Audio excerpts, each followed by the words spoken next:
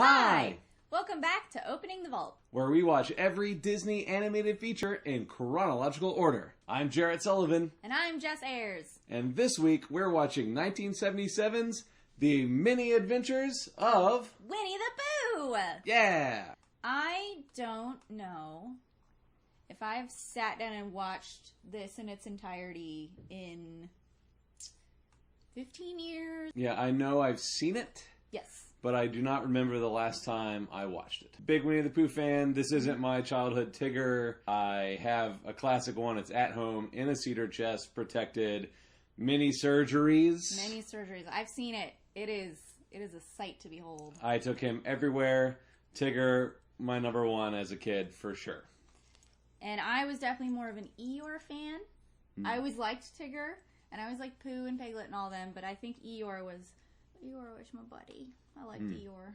So I'm very excited to go back in and see something that I know childhood me loved. Oh, yes. So let's watch it. All right, let's do Winnie it. the Pooh, Winnie the Pooh. For the first time in a feature-length cartoon. All your favorite Pooh characters share all their enchanting adventures in Walt Disney Productions' The Many Adventures of Winnie the Pooh. Yay! We did it! It was joyous.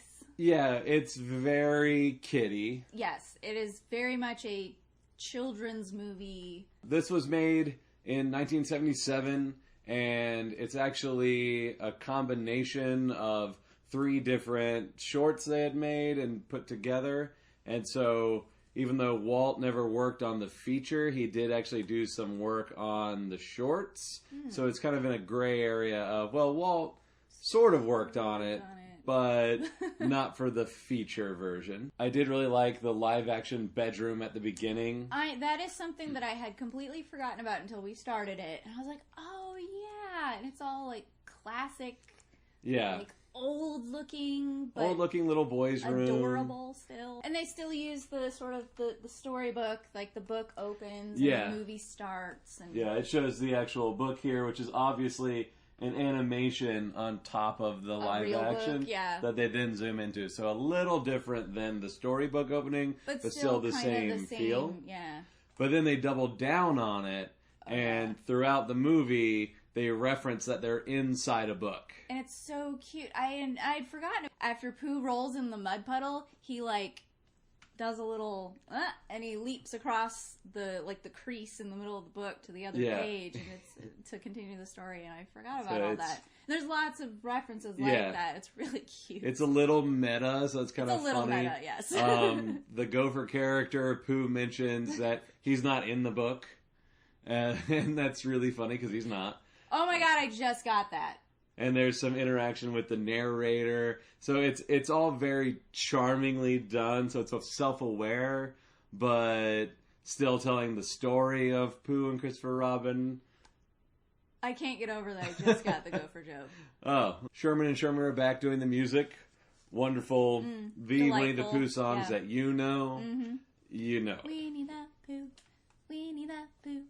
Chubby little cubby old dog with fluffy Winnie the Pooh. Yeah. Don Bluth is one of the animators. Ah. He may have worked on some things before, and I just didn't notice his name this time. Very much saw Don Bluth, and we're going to see a lot of his work coming up. Even though this movie is very much a kid movie, like it's very much a children's movie, they obviously put thought into the drawings being simple. It pays homage to the drawings in the original A.A. Milne books. Every now and then you do see beginning sketches, caricature, and especially the lines in the faces that they didn't clean up. So it's definitely not that vision Walt had when he first started with Snow White and Pinocchio and Fantasia, where everything had to be perfect. They're definitely kind of bringing the quality down to get things out, but it still works fine. The backgrounds are like watercolor background. They're very simple, and I'm pretty sure they're just replica from the book. I'm very used to the modern Winnie the Pooh voice that Jim Cummings performs. It's a little airier, like the texture of it's a little bit different. This is Sterling Holloway, the original Pooh, who we've seen as Ka and countless other characters over this whole... Roquefort the Mouse, he's been in so many Disney movies. It's incredible. And here he is as the lead, finally. He is the lead character in 1977, even though he goes way back. So that's kind of fun. But when listening to it, I was like, oh, I'm so used to... We're so used to Jim Cummings, who we grew up on as Pooh. Yeah.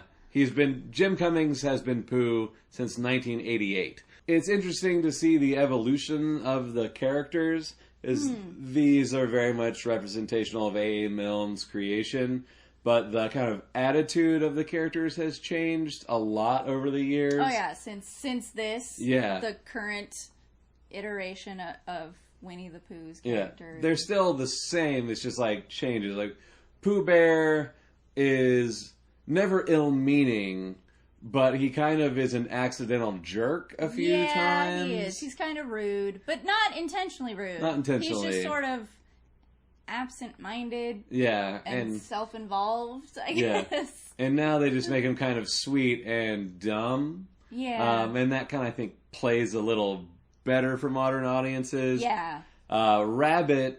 At first, I felt pretty bad for him because Pooh's just taking advantage of his hospitality, and he's just frustrated, and he wants to be inside and alone and not be bothered by anybody. But then after he's had enough, he takes a dark turn and wants to get Tigger just lost in the woods to demoralize him. Yeah, that's really twisted. I realized why I think Tigger was always my favorite, because no matter what was thrown at him, I mean, he gets scared in the top of the tree, but... He's very positive, goes along with everybody, wants to have a good time. He's hyperactive, but, nothing phases him. He's just, all right, let's go do this. I'm bouncing. I'm Tigger. Yeah. And he maybe is a little overconfident, maybe a little cocky. A little bit. But that's okay. I realized exactly why little kid me was like, that's my dude. Tigger's my jam. Yeah. I always just felt bad for Eeyore. Because he just has such low self-esteem. So I think that's why I latched onto Eeyore. Because I just wanted to give him a big hug and be like, everything's okay. Yeah. What I find interesting is probably one of the shortest scenes in the whole movie is the Heffalumps and Woozles song. Which is reminiscent of the Pink Elephants on Parade. From Dumbo. And it's very Disney trippy. It's really Disney trippy. But I feel like that's the scene everyone remembers from this movie. Maybe because it's terrifying to a child? It's a little creepy. It's not as creepy as Pink Elephants on Parade. No, but it's definitely up there. It's definitely a little weird. The Mini Adventures of Winnie the Pooh is a classic. It is. It's definitely an early childhood type of movie. Oh yeah, it's something you put on for your kids when they're little and introduce them to. Yeah. It's got good songs, and it's really cute, and Pooh is a delightful character that I don't think is going to be going anywhere. No. It can be watched in any order. You can watch modern Pooh, like if your kids like the modern Winnie the Pooh stuff, you could put this on, and they probably wouldn't notice any difference, and it'd be really fun for them to watch.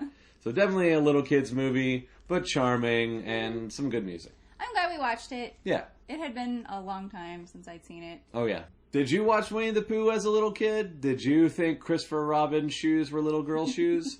Let us know in the comments down below. Follow Lilu's Nose to go ahead and like and subscribe, and check us out on Facebook and Twitter and Instagram and whatever else is over there. Yeah. Click that subscribe button. That'd be awesome. Next week, we're going to be watching The Rescuers. Yeah. As they say in the Disney parks. Have a magical day.